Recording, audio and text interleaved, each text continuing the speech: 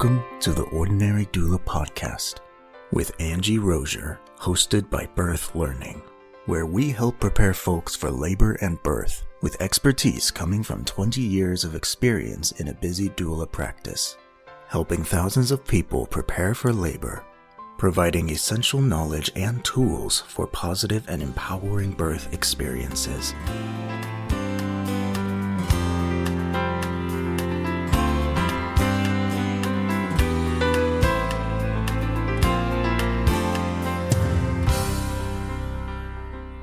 Hello and welcome to the Ordinary Doula Podcast. As always, it's great to have you spend a little bit of time with us. I don't know what you're doing, whether you're driving, maybe you're getting ready for the day, maybe you're going to bed, maybe you're working, but thanks for choosing to spend a little bit of time here with us today.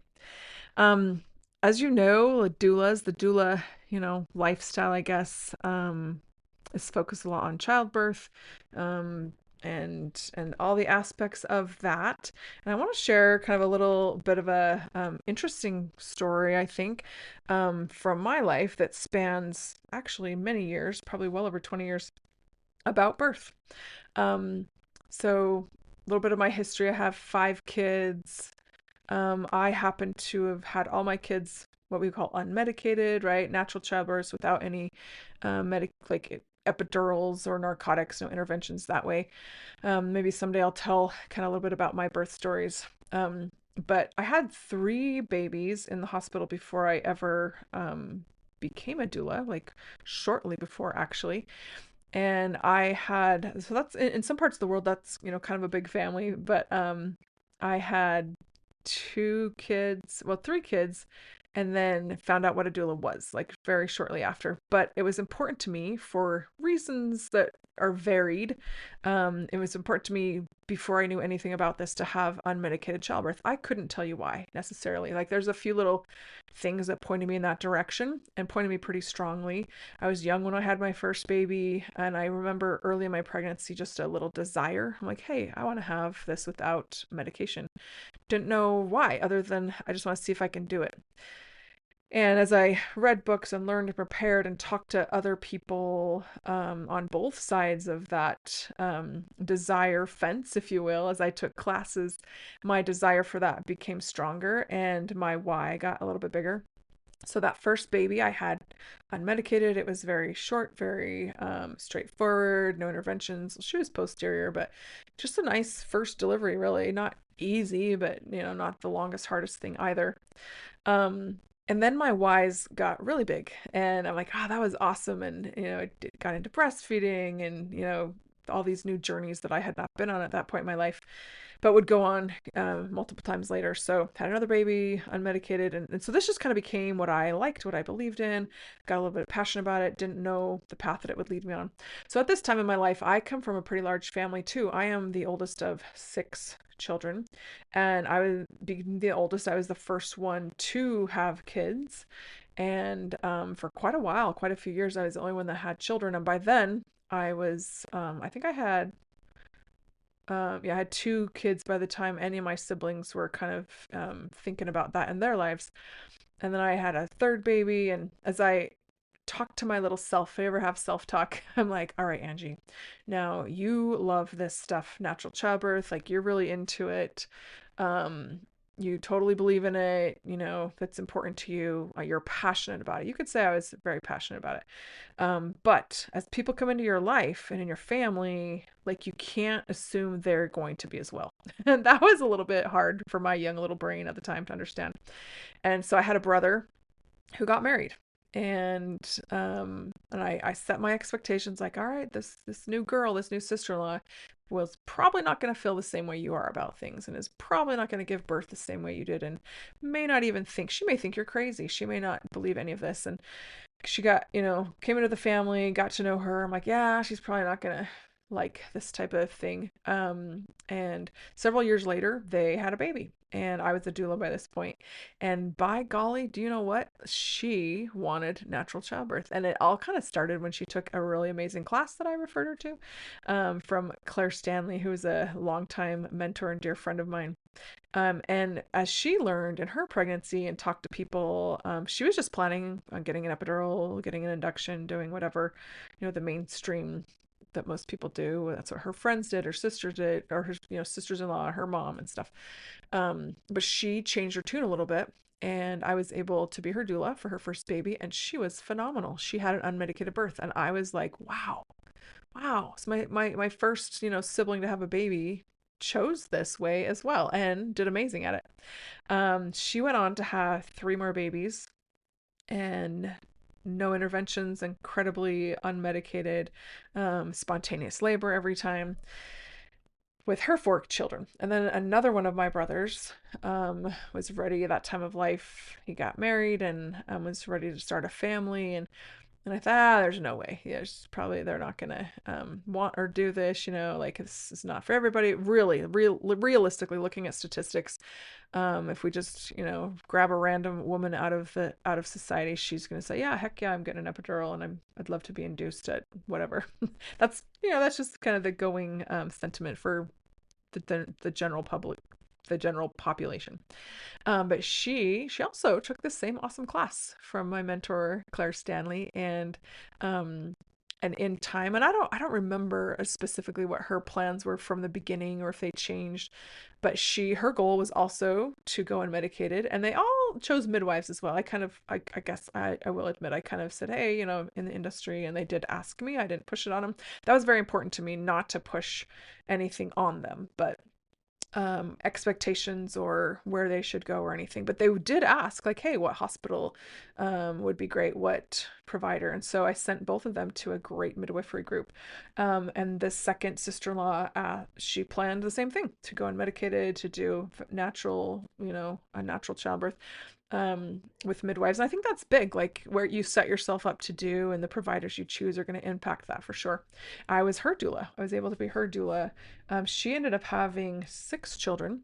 My first brother had 4 children. This one had 6 kids in time. It took him a minute to get there. And I was their doula for their first, and she was amazing. Unmedicated childbirth. Her second was born right after I had my fourth, so I was not their doula that time. And they chose to kind of do their next few babies unmedicated without me, which is so fine, right? Like, great. I was happy they were doing it. I think they did have another doula at one point for one of their deliveries. And then in those 6 babies, there's one that came super caboose. They had a caboose baby during COVID, actually, about 7.5 years after they thought they were done having kids. And he had some fun twists to his story, which I won't really get into here, but there was some interesting stuff during that pregnancy that was a surprise pregnancy to begin with. And he was breech at one point, and he turned with aversion, all, as well as some other kind of challenging things in her pregnancy. And he was born unmedicated, but he is the only one of all my nieces and nephews who used a little bit, and just a little tiny bit, of Pitocin during labor to kind of get things going. Other than that, all the other babies, not even a drip of Pitocin was used during the labor process. I'm sure some probably was after, if I look at the notes. So then I had a third brother who is ready to have a family and start his family, and got married, and they also took this awesome class. Like, this is a shout out to childbirth education and the impact it can have. They chose midwives. I think it was the same midwives the other ones started out with. I think they all had midwifery care throughout. I probably had more OB care than any of them, actually, having 3 babies with OBs. So this particular brother and his wife had their first baby, and he's a big baby. He was over 9 pounds, and she did it unmedicated, no interventions, vaginal delivery. She went on to have 3 more babies after that. I was able to be their doula that first time and the second time, and then they lived out of state, or I lived out of state for the next couple. But she, with her second baby, shifted to a birth center. With her third baby, shifted to a home birth, and with her fourth baby, also had a home birth. So kind of cool. And she had, one of her babies was an 11-pound baby, so pretty impressive. So as we look at the numbers there, let me do some quick math. That is 19 babies. So my parents, have 19 grandchildren, and the probability of 19 babies being born with natural childbirth unmedicated is pretty slim. So I look at that, and that's just a little a little joy I tuck in my heart sometimes when I do think about it. I obviously don't think about it often in life, but I'm like, holy cow, as I look at my nieces and nephews who are hanging out together, and they're getting older, right? Like my oldest is 27, one of their oldest, he's 21, another one's 20. Their oldest kids are obviously getting older. But that cute little youngest, those couple cabooses, they're only 4 or 5 years old, so we still have some cute little kids around. It's just cool as I look at them, like all of them were born in a kind of particular way, which is kind of an unusual way if when you look at childbirth in the United States. Other than that one little guy who had to get a little bit of Pitocin to augment labor, it was all done unmedicated, which is pretty impressive to me. And even more so, like every one of these of my sisters-in-law, who I love dearly, are such different people. It's not like you could pick out of a crowd and say, oh, that type of person will do this type of birth. But it's not that easy to do. These are all very different women with very different strengths and very different personalities, very different likes, desires, lifestyles. And they all did that. Like, I'm so incredibly impressed with them and so proud of them.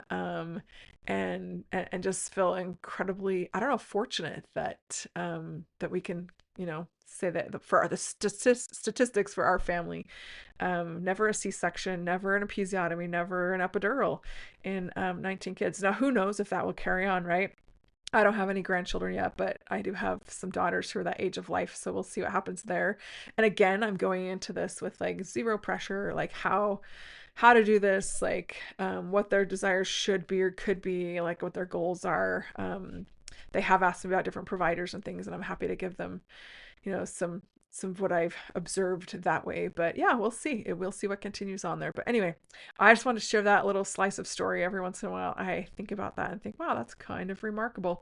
And I'm just pretty proud of my sisters-in-law and my brothers for that matter. It was cool to see, in that case, each of my brothers being a support person, and such an awesome one, and learning right along with the women, like about childbirth and becoming an expert in their own right for their own situations as they navigated that. It's been really cool to watch that as us being a sister of theirs. So anyway, kind of cool.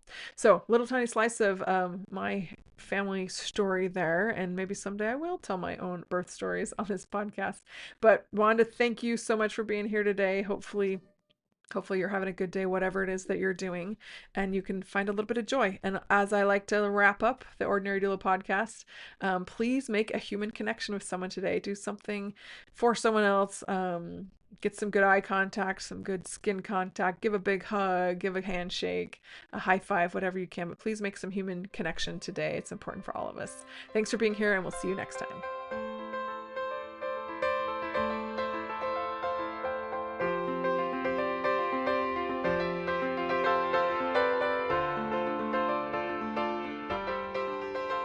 Thank you for listening to the Ordinary Doula podcast with Angie Rozier, hosted by Birth Learning. Episode credits will be in the show notes. Tune in next time as we continue to explore the many aspects of giving birth.